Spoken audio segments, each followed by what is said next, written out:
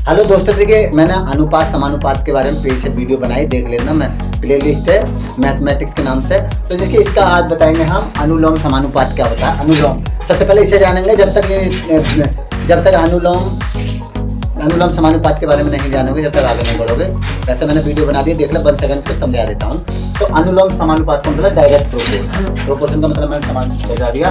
तो इसका मतलब है, देखिए हमने एक चार्ट बनाया, इसके थ्रू हम जान लेंगे। अनुपात तो तुम्हें पता ही है, अनुपात और समानुपात समझा देता है। पिछली वीडियो जरूर देखना, तभी समझ में आएगा। ये तो देखिए पेंसिलों की संख्या है, ये हमारी ये पेंसिलों की संख्या है और ये इसका मूल्य है। ये इसका मूल्य है, ये इसका हल है नीचे। तो हम इस पेंसिलों की संख्या को x से लिखेंगे और मूल्य को हम 22 है।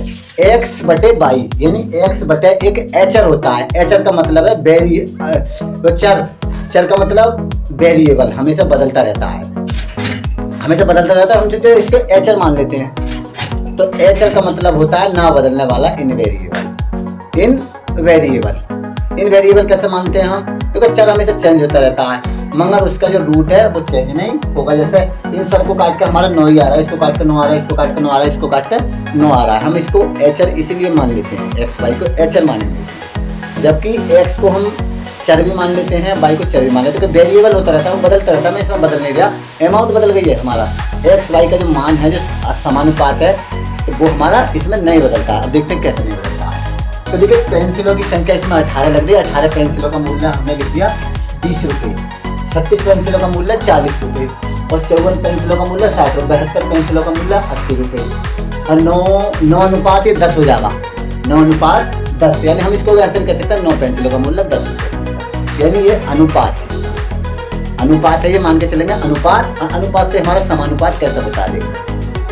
तो देखिए इसको क्या है, 18/20। अगर इसको हम काट देते हैं डायरेक्ट, देखिए कैसे काटेंगे। 9 दूनी 18, 9 दूनी 18 कितना हो गया भाई? 9 दूनी 18। तो ऐसे ही इसकी अमाउंट है, इसका 20 है। इसका कितना है? 20। तो ये 10 बार कट जाएगा 2 से, यानी ये जो है 9, यानी इसका ये भी डबल है, यानी 18 अनुपात 20 मान लीजिए इसको। तो इसका आंसर हमारा काट कर 9 अनुपात 10 ही आएगा। 9 अनुपात 10 के अनुपात में। अब इसका देखिए हम ये तो तुम्हारा नॉर्मल अमाउंट, इसके आगे हमने कर दिया ये डबल। 18 से हमने डबल कर दिया, तो हमारी ये अमाउंट भी डबल ही बढ़ेगी। जब तुम्हारे पास डबल हो गए तो मेरे पास भी डबल हो गए। ऐसे मान लीजिए 36/40 है। अब ये हमारे तिगने कर दिया हमने, 18 या 54 कितने हो गए? तो हमारा हिस्सा भी तो भाई तिगना बढ़ेगा। तो इसी तुम्हारे क्रम में जो आगे जो है अनुपात बढ़ रहा है। तो इसका अनुपात से समानुपात होता है। ये वैसे अनुपात के रूप बढ़ रहा है, तो हम ये इसका करेंगे तो ये इसके समानुपात, ये इसके समानुपात हो जाता है अमाउंट करेंगे तो आगे देख लो। तो 54/60 है, 72/80 है। तो ये 4 गुना बढ़ गया। 18 चौक 72, तो 72 4 गुना बढ़ गया भाई। हमारा भी 4 गुना, 20 चौक 80, तो हम भी 4 गुने बढ़े। तो इसी अमाउंट में तुम्हारी ये जो बढ़ती रहती है।